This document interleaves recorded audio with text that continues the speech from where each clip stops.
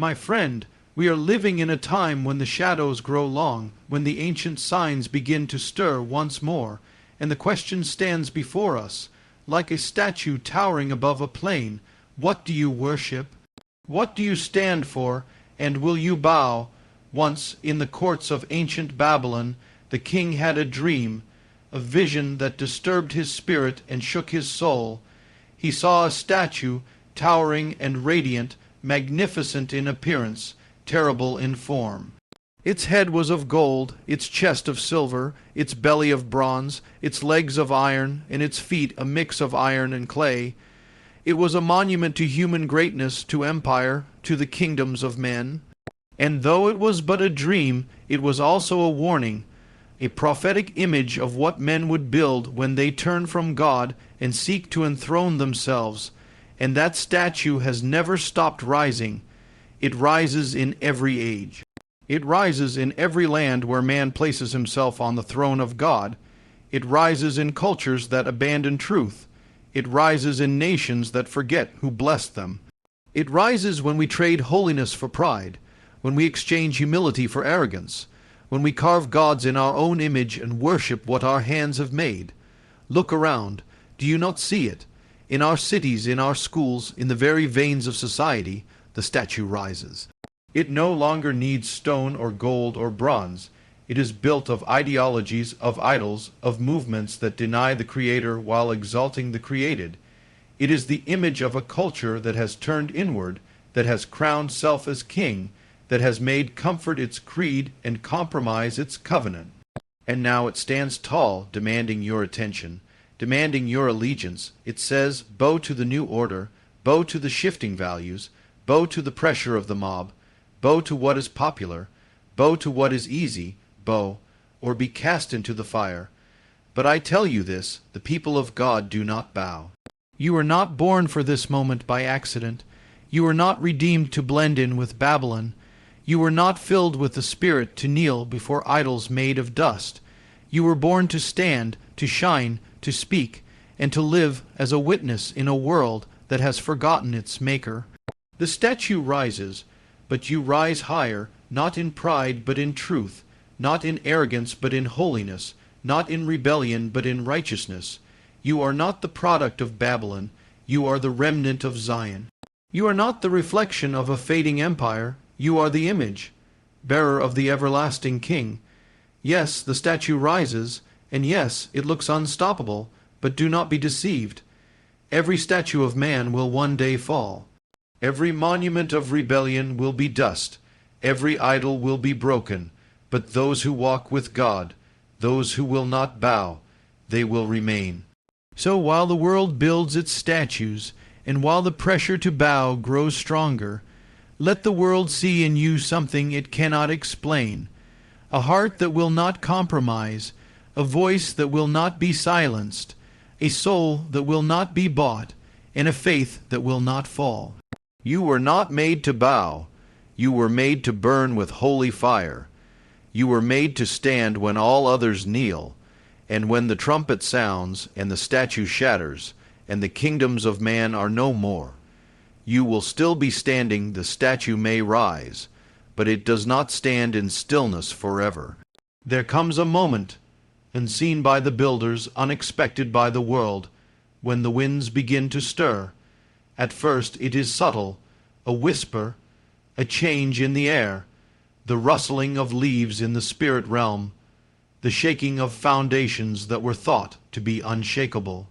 The statue, so bold, so proud, so fixed in its place, begins to tremble, not because of man, not because of armies, not because of policies, but because the wind of God begins to blow. It is the wind that split the sea before Moses. It is the wind that filled the upper room like a rushing mighty storm. It is the breath of the Almighty that speaks and shakes the nations. When the wind of heaven moves, nothing built by man can stand secure unless it is rooted in the eternal. We are living in the days of shaking. The winds are blowing across the earth. They are blowing through governments, through economies, through institutions.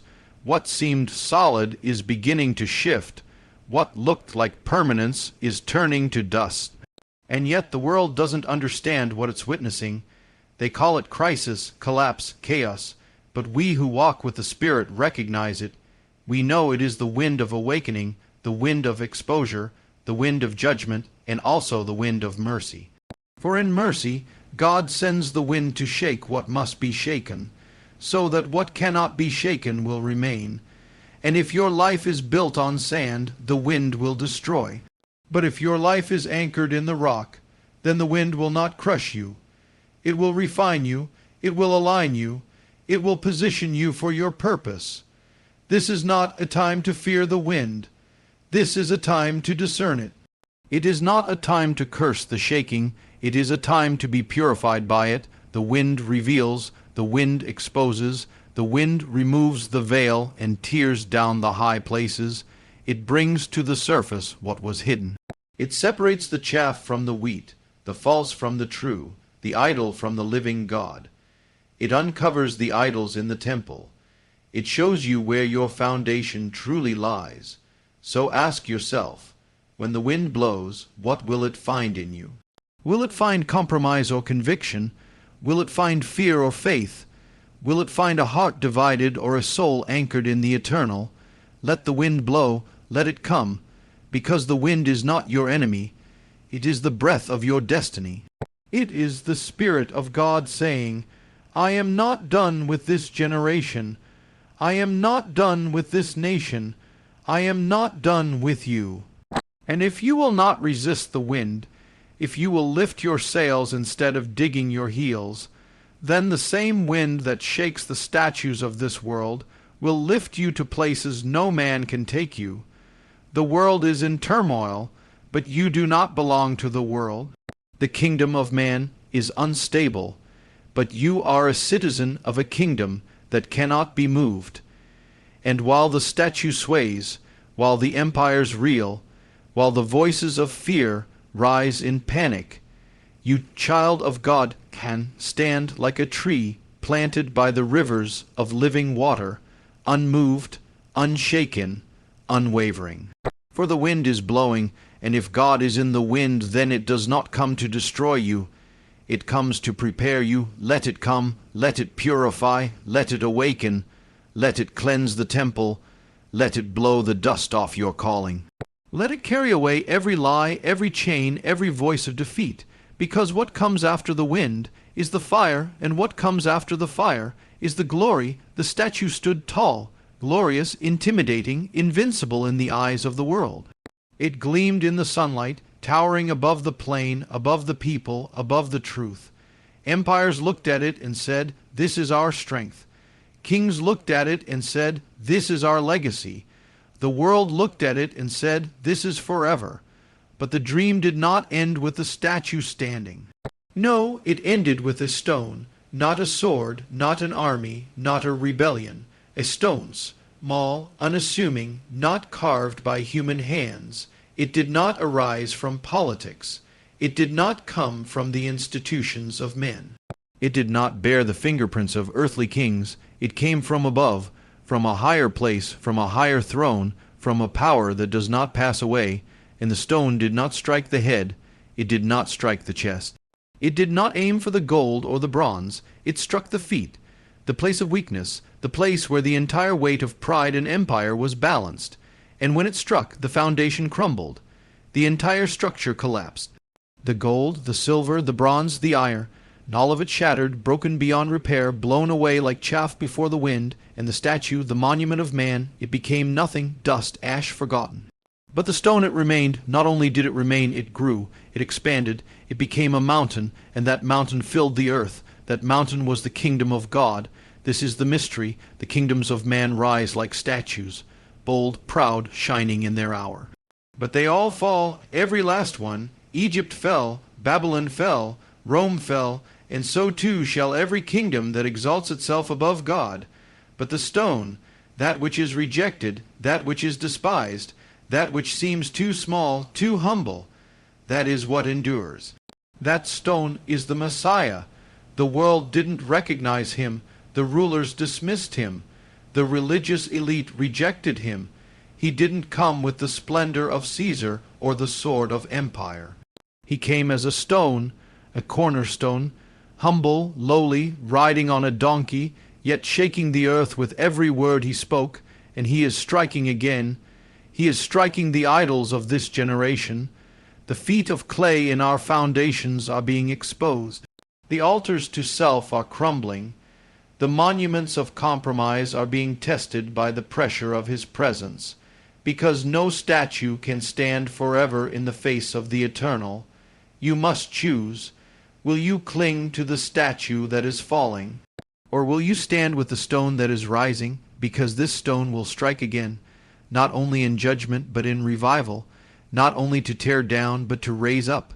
It comes to destroy what is false, yes, but also to build what is eternal. This is the moment to anchor your life not in the empires of man, but in the kingdom that shall never be moved. You were not made to decorate the statue. You were not made to preserve what is perishing. You were not made to polish the gold of Babylon. You were made to become part of the stone, to be joined together as living stones in a temple not built with hands, but with the Spirit of the living God. There is a sound in the Spirit, the sound of stone striking statue, the tremble of empires, the collapse of pride, the rise of the mountain, and so the word goes forth. Do not fear when the statue falls. Do not mourn when Babylon crumbles. Do not panic when the shaking comes, because when the dust settles, the stone will remain, and that stone has a name, and that name is above every name. It is the name of Jesus, the name that strikes down kings and raises the humble, the name before which every knee shall bow, the name by which you are saved, the name by which you will stand when all else falls, and the kingdom that stone becomes. It has no end. It shall fill the earth, it shall endure forever, and you, child of that kingdom, shall endure with it.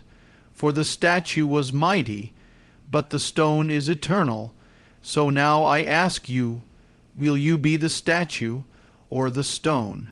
Will you stand tall in your own glory, only to fall, or will you be carved by the hand of the Almighty, shaped into purpose, grounded in truth, and used to bring down empires of darkness? The sign of the statue is here, but so is the sign of the stone. Choose the stone, walk in truth, stand for righteousness, and never bow to Babylon. The statue may rise, but the stone will reign.